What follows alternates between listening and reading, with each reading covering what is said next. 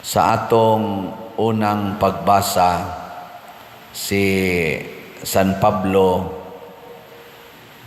naghisgot nga or si San Pablo gihisgutan nga andam kay siyang musaksi sa iyang pagtuo sa Ginoo. Sa una, siya usa ka manlulutos sa Ginoo, pero karon andam na siyang magpakamatay para sa iyang gilutos. Mao ni ang lungtad sa giingon diri sa atong tubag sa Salmo, "Bantay ako o Dios, kay ikaw ang akong gilauman." Kung ang Ginoo gi atong lauman, nya mobantay na siya nato, hasta ang atong kaaway mahimo natong higala. Lingay mong tupad. Yung na gusto ka nga makighigala sa imong kaaway. Ano? Nya kung ang imong kaaway, ang imong bana, nang Ginoo, bantay ako o Dios, kay ikaw ang akong gilauman. Ayaw laom dito sa imong bana or sa imong asawa, dito sa Ginoo. Nya kung ang imong kaaway, imong office mate, dito kas Ginoo mo ingon, bantay ako o Dios. Pasabot, bantay ko nga dili ko matintal sa pagpangaway aning akong igsuon nga nangaway nako, kining akong office mate, kining akong classmate, o bisan kining akong ugangan or in-laws nga nangaway nako. Usahay pagani dinhi simbahan, awayon pata sa naarasad sa simbahan. O nang ato gyud nang iampo. Nakaron unsa may lungtad kon ang Ginoo mobantay na nato. Maliwat na ta ni Kristo. Dinhi sa atong ebanghelyo, si Kristo nangandoy gyud nga mausa ang katawhan. Kita di ay kon mohingkod na ning atong pagtuo, dili na ta makig-iyahay.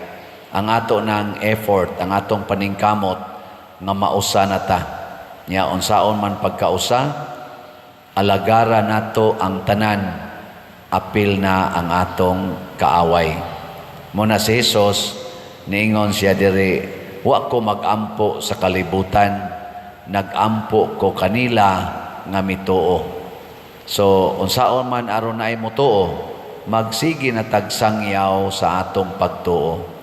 Mao bitaw nga usahay dihas pamilya, dili gyud mudako ang mulambo ang pagtuo kay ang mga ginikanan dali kay mga saba, dali kayo mangusi, manlatos. Okay ra unta na, basta naagi nang magrosaryo kada adlaw, musimba gyud kada Domingo, nya naa nang pagpasayloay, naa ang pagdinawatay sa usag-usa. Kay mao man na ang bungas pagtuo, maliwatan ni Kristo ug nagkinahanglan kay taana karon.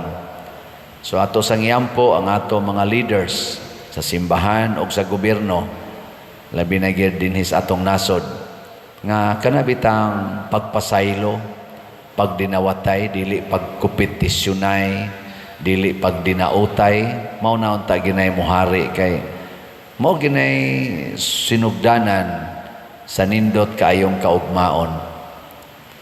Nilingay mong tupad ing na andam ka makighiusa sa imong kanang gasigig daot ni moron, na andam ka makighiusa.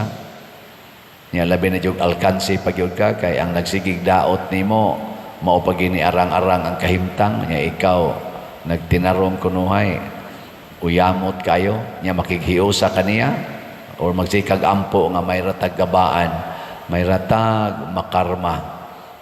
Ayaw gyud ana. Kay mao na ang Dios nung kinaiya. Muna si San Bonifacio, ang atong martir, obispo ni siya, pero gasigi ra gid siya og higugma og paningkamot nga mahiusa ang simbahan. Nya kay naa may di makighiusa, samtang gamisa man tingay ni siya, gipatay. Walang sa siya musukol.